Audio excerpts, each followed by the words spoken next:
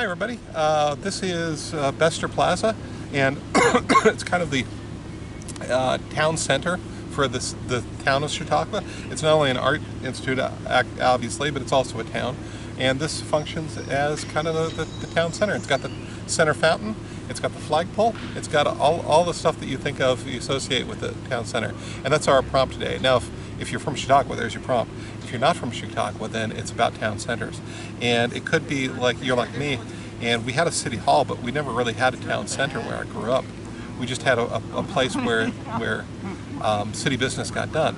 And nobody went there unless you had city business. It wasn't in any sense a center of a town.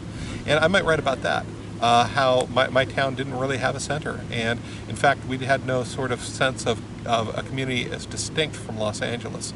Our sense of community was we were people who lived in Los Angeles, even though we lived about 20 miles away from the city.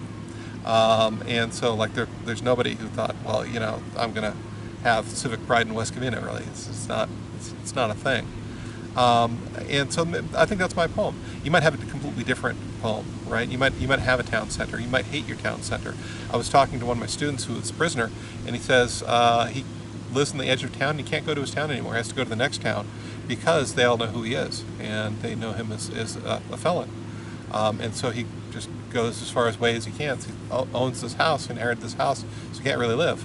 And so that's an interesting dynamic with his town, and it's a very sad dynamic too. And I think that would make a fantastic poem. But okay, so whatever poem you have, write it, put it down below or send it to me, and I will see you next time. Please like and subscribe.